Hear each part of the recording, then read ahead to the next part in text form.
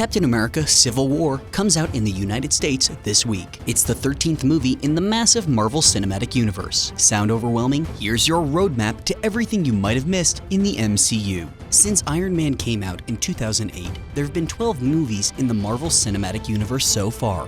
That includes 3 Iron Man films, 2 Captain America films, a standalone Incredible Hulk, 2 Thor movies, anyone else? the Guardians of the Galaxy, 2 big Avengers crossovers, and Ant-Man.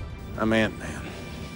Ant-Man? What, you haven't heard of me? All the other Marvel-branded movies like X-Men and Spider-Man aren't included in the MCU, though Spider-Man will be on loan from Sony starting with this summer's Civil War.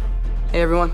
Each film in the MCU takes place in the order it was released. So, for example, Iron Man 2, released in 2010, takes place before The Avengers, released in 2012, which in turn takes place before Iron Man 3, released in 2013.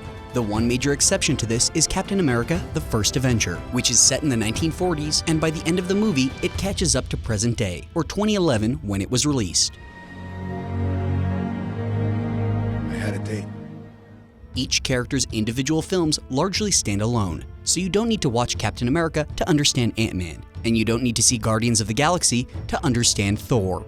Simply pick your favorite characters and watch their movies in the order they came out. However, there are a few crossovers that die-hard fans will appreciate. Tony Stark famously made a brief appearance in the 2008 film The Incredible Hulk to establish that their universes were connected.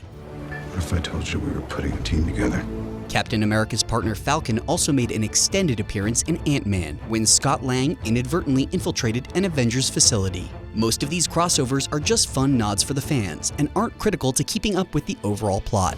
For those who want a deeper dive into the world of Marvel, there are several TV shows you can explore. Agents of S.H.I.E.L.D. features Agent Coulson after his death in the Avengers, and his apparent resurrection. This show sometimes plays a supporting role to the movies, most notably when it was revealed during Winter Soldier that S.H.I.E.L.D. had been infiltrated by the evil organization Hydra. The first season of the TV show explored the fallout of S.H.I.E.L.D.'s collapse and eventual rebirth.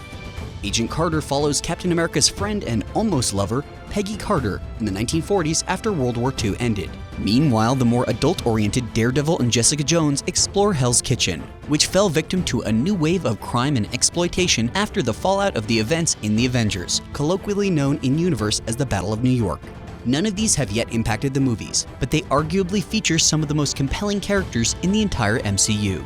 If that's still not enough Marvel for you, the MCU also includes a series of one-shots and tie-in comics that pad out the story that happens between films. The one-shots like All Hail the King and The Consultant are fun, short films, but most of them don't contain any relevant plot material. The tie-in comics are a little more relevant, often revealing what characters are doing right up until the movie starts. Since Civil War is mostly a Captain America story, you can catch up by watching Captain America: The First Avenger, followed by The Avengers, then Captain America: The Winter Soldier, and finally Avengers: Age of Ultron. For added flavor, you can also watch the Iron Man trilogy to see how Tony Stark progressed to this point. If you want to dive really deep, you can check out the 2 tie-in comics. The first, titled Marvel's Captain America: Civil War Prelude Infinite Comic, and the second, much less confusingly titled, yet more ominous, Captain America: Road to War.